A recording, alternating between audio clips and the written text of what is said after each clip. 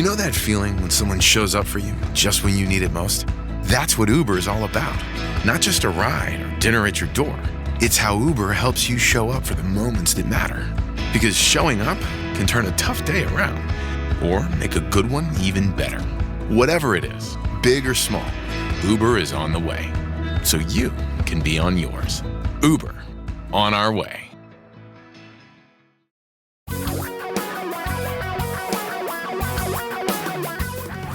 Reality radio for a really great future.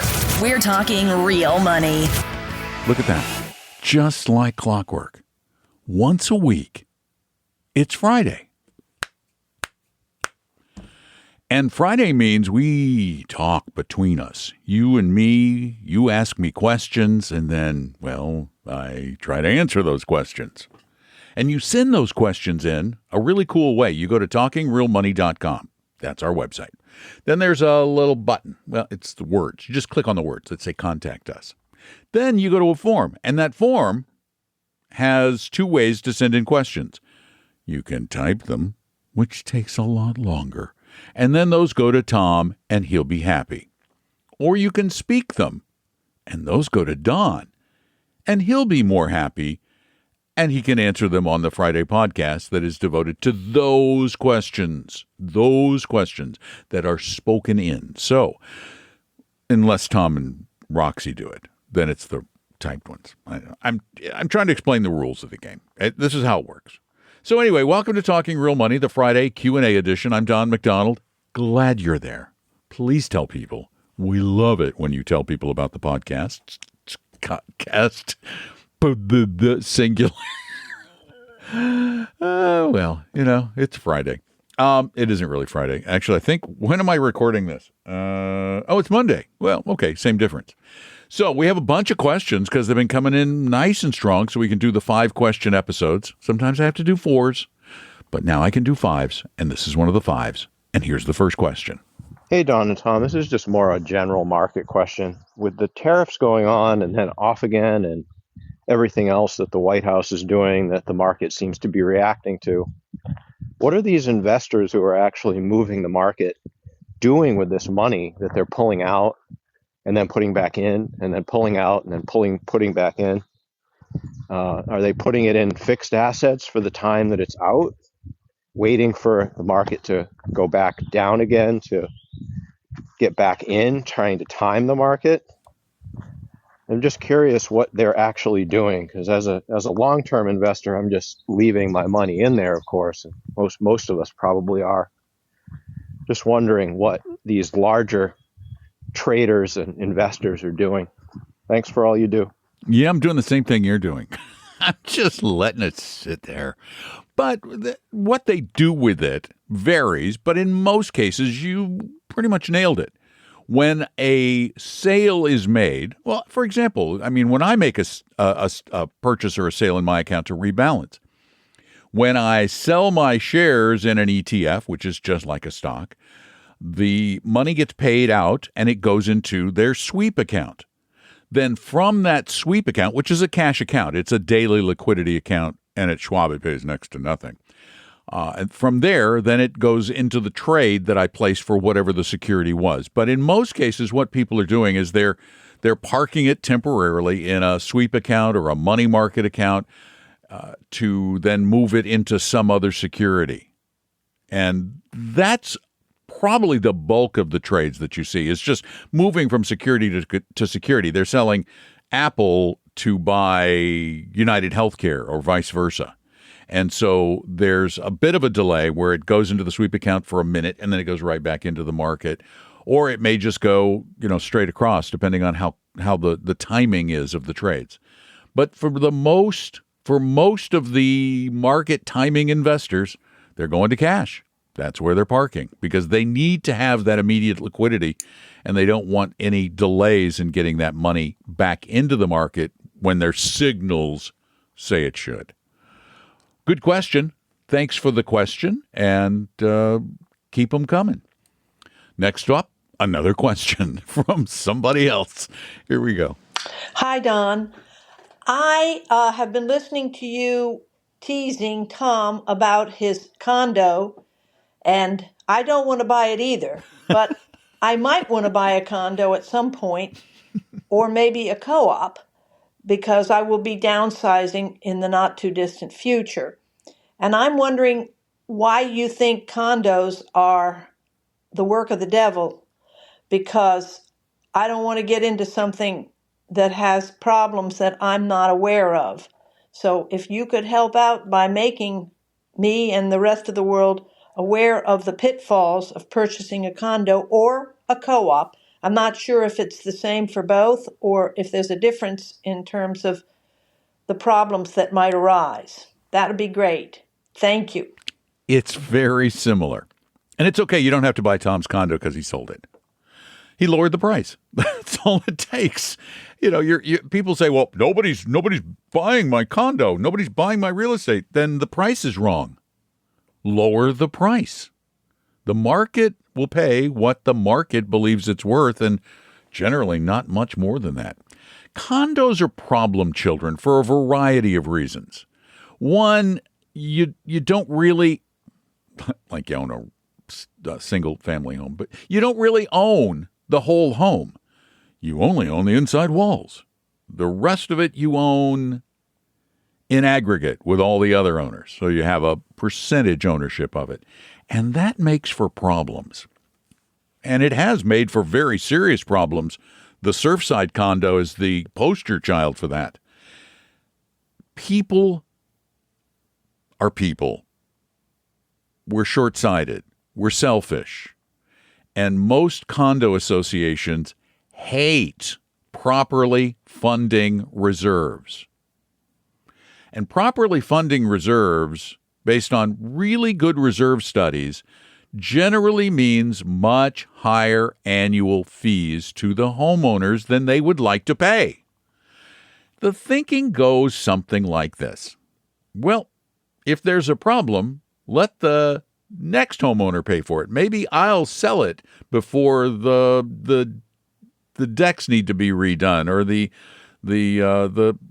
supports need to be rebuilt, or the rebar. I know with beach condos, the rebar just gets eaten up from the salt, and you look inside, there's like hollow holes in your concrete. So many things, paint jobs, restuccoing, new air conditioning units across the board. All of these things need to be funded, and they're supposed to be funded in advance by the existing homeowners because it's their stuff that is deteriorating. But that's not the way we work. They generally, and I'm generalizing, like to push those costs down the road, which means a special assessment for future condo owners. And those are legion. Florida passed some laws that require condo associations to better fund their reserves, and you're seeing condo prices plummet because of that. It's the added complexity of multifamily, I think, that contributes to the problems, and the fact that historically, when we've had a bad real estate market, the first ones to get hit are condos and co-ops, and they're almost identical, just slightly different structures. Townhomes, very similar. They get hit first, and they get hit hardest, generally speaking, in a real estate recession. So as an investment, I think condos leave a lot to be desired. As a place to live, with properly funded reserves, they can be fine. You just don't want that surprise of that 5 or 6 figure, 6 sometimes, special assessment. And that means they spread out the repair costs between all the homeowners. So you want to make sure before you get into a condo that they have done some very good reserve studies, that their reserves are properly funded. That may require more in-depth research than just buying a single-family home. Although you should do the same research on a single family. Have what's been replaced and when, because you can say, if the house hasn't been repainted in 10 years, it's going to need a paint job. If the air conditioner's 10 years old, it's probably going to need another HVAC unit. Things like that. Have an inspector come in and make sure the foundation isn't crumbling. You could do the same with a condo, too. Have an inspector check it out, but make sure they have adequately funded reserves. Thanks for the call. Again, lifestyle, different story entirely. If it's a good lifestyle, then, it's right for you and it's affordable, then that's great. Just don't look at it as an investment. We get our questions at talkingrealmoney.com on the contact form. People just click on that little button and then record your question using your computer mic or the mic on your phone or whatever you've got. And here's another one of those. Hi, Don and Tom. This is Mike from Minnesota. Today, I have a couple questions to try to help out a friend. But before I do, I just wanted to mention to Don, I think you'll get a kick out of this. I was a Don McDonald Show listener back in the early 90s, and it was your show that actually started me down the path of investing for my retirement. Well, on to my question for my friend. So my friend is mid-50s. She's got a goal to retire in about 10 years. She has a portfolio with about $500,000 over at Schwab. She's been there for about a year. Her advisor set up a balanced portfolio comprised of about 15 different mutual funds, some of them index, some of them not. And she had a consultation with her advisor last week, and he had mentioned that now that her portfolio is set up, sort of on autopilot, that she could save, 0.74% in fees, commission, if she wanted to use their robo tool, their plan checkup tool. And I found that comment kind of interesting, but nonetheless, that 0.74%, if it's providing value, to me is pretty cheap for advisory fees. But I told her there is an alternative. If she wanted to keep it really simple and manage her own portfolio, she could move all of that money into two core funds at Vanguard, VTI 60% and BND 40%, and it would be very simple to rebalance annually. But if she feels more comfortable staying with her advisor, that's great too. I'm just kind of curious your thoughts. I know no one has a crystal ball. Do you think she's better off staying with that advisor for the 0.74%, or would she do just as well moving that $500,000 into those two core Vanguard funds? Interested to hear your thoughts. Once you reply, I'm going to share the podcast link with my friend, and she can listen to your reply and as well as be a future listener. Thanks again for all that you do, and take care. Good. Great way to refer people. Yeah. Have me help them out and then send them the podcast. Everybody should do that. You can just ask your questions, talkingrealmoney.com, contact form, do that. Thanks for listening for such a long time. Hard to believe that I've been doing this since like 1988, isn't it? I mean, that you were listening in the early 90s. That was a long time ago. We got old, man. I don't know enough about the portfolio that this advisor made for her, and I'd like to know that, but it's not essential.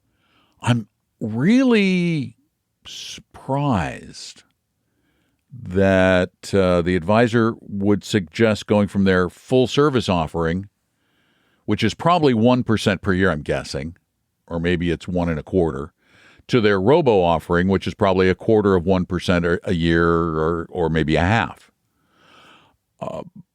That's a quarter to a half for the rebalancing of a more complex portfolio is probably money well spent. Again, it really depends on what's in the portfolio.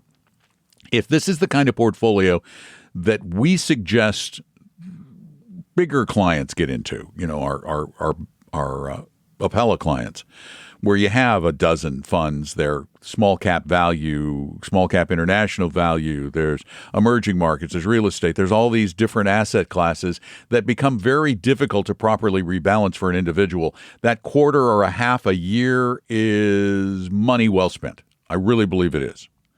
If the advisor is doing things other than just portfolio management, then they may be worth that extra 0.75%. But if they're just portfolio managing, probably not. Now, I wouldn't, again, I'd love to see what her portfolio is. I have no problem just using a VT and a BND for most people, but she's getting into that $500,000 area where it probably makes sense to have a few more asset classes tucked in there.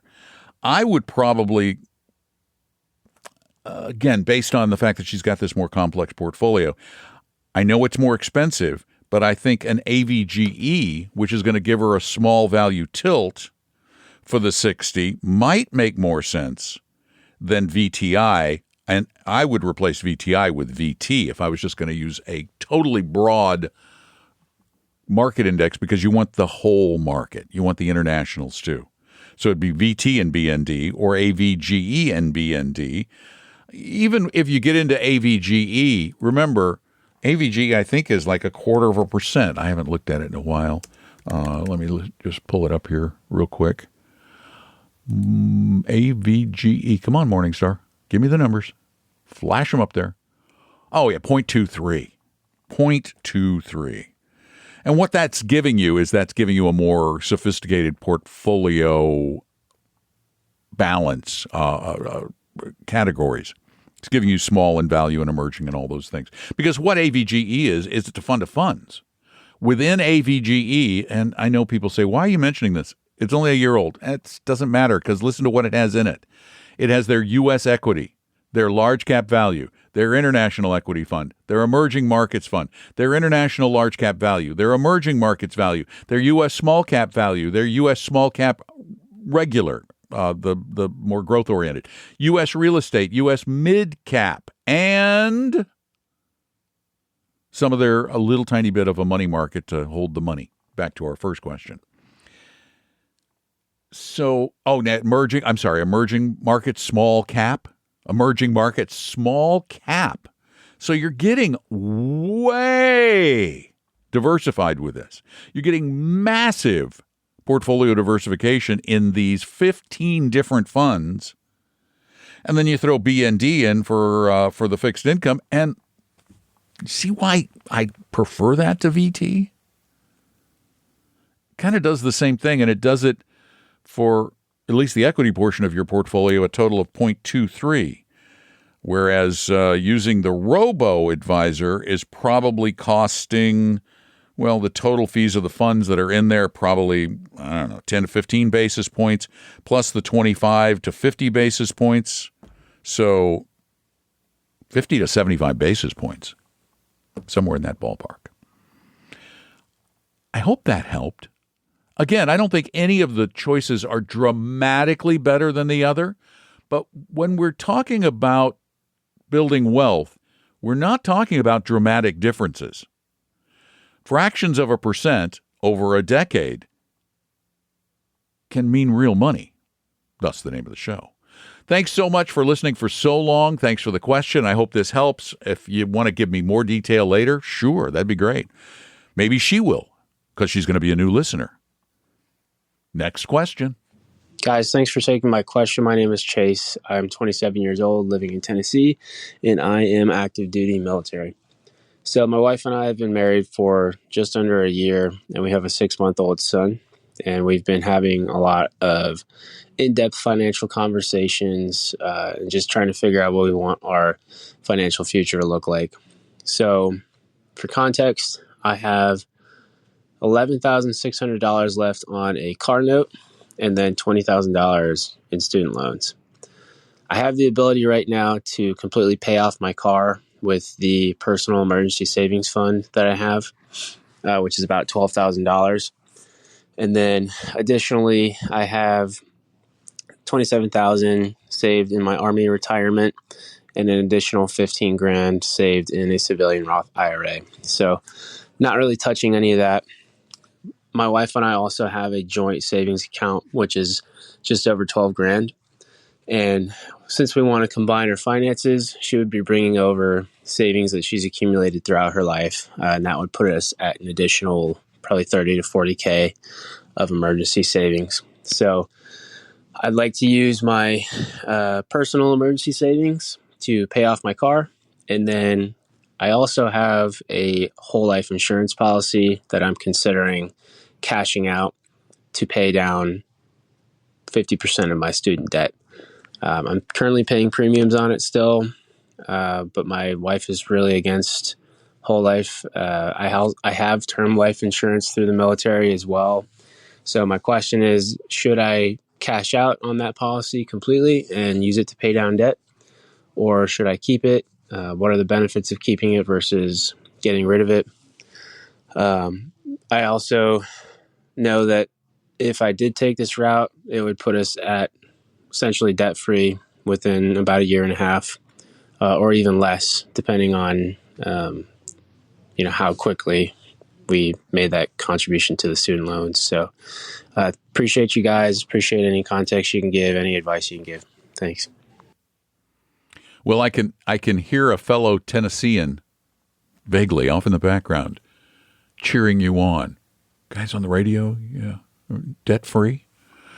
I'm a big fan of debt-free, too.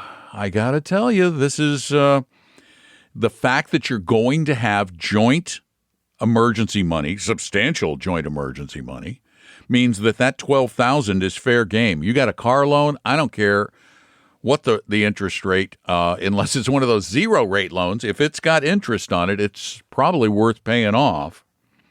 I don't know what your situation is with the student loan, but I would imagine that it's still more than a safe money rate that you're paying on your student loans. So first, yeah. Given the fact that you've got other emergency money coming in, you've got a steady source of income, you've got a steady source of employment too. That's really important in this whole formula, because you're going to have a job for a while. And by the way, thanks for taking care of deadbeats like me. I appreciate it, because I didn't do it, but you're doing it, and I appreciate you. So the car loan, that would go. That would just go. Get that monkey off your back. I don't like it. I'd rather get term. I don't know how much term you have through the military, but more term is better than having whole, and the whole life policy doesn't pay much of anything. It's just silly. And you've got a loan you could get rid of. I would absolutely cash that whole life out and pay off that student loan and get you debt free sooner. Because if you get rid of that car loan and the student loan, think about the monthly income you can take from your military pay and put into your Army account, your IRA, your family savings, your kids' 529 or whatever it might be. Oh my gosh, you're going to feel so much better, because what's cool is when your money is not paying a loan, it's sitting in something, hopefully a high yield something for a while, and somebody's paying you. It just feels better. So I'm totally for what you're doing. I'm really, really, really totally for it, and keep doing what you're doing, because you're on a great path to the future. Thanks so much. And I think we're at our last call. Yeah, we are. Look at how long this one's gone. Okay, last call. Hi, Tom and Don. This is Donna in Arizona. I just turned 68. I'm about a year and a half beyond full retirement age, and I just applied for Social Security. Now, my original goal was to wait till 70. I do not need this Social Security. My pension is significant, and it pays all my bills. When I turn 73, I'll have another very good stream of income from my RMD, as I've amassed a very nice portfolio. What do you think? Should I go ahead and I think I can freeze my Social Security even though I applied for it and wait till 70? Or should I start enjoying the money now? Another thing is I do not have a legacy to leave my money to. So that's also a component that weighs on my decision making. Tell me what you guys think. Love your show. Thank you. Bye. Thank you for the comments. And I'm going to try really hard to avoid being a hypocrite here. Is it better to wait? Oh, probably. Did I? I hate to admit I didn't. I was gonna do it. I had such great plans. I was gonna wait until 70. And then I did the math again. I did the break even, and I went, how much longer am I going to live past that point? And would that extra money provide any joy while I'm younger and healthier? And I decided it was an emotional decision. It was entirely emotional. So I went ahead and filed just before 69. Just before, started getting it. Yes, it's a few $100s less every month. If I live a long time, I might regret the few $100s, although I don't think I will. So it now, at this point, because you're close, it really becomes personal. As you said, do I enjoy it now?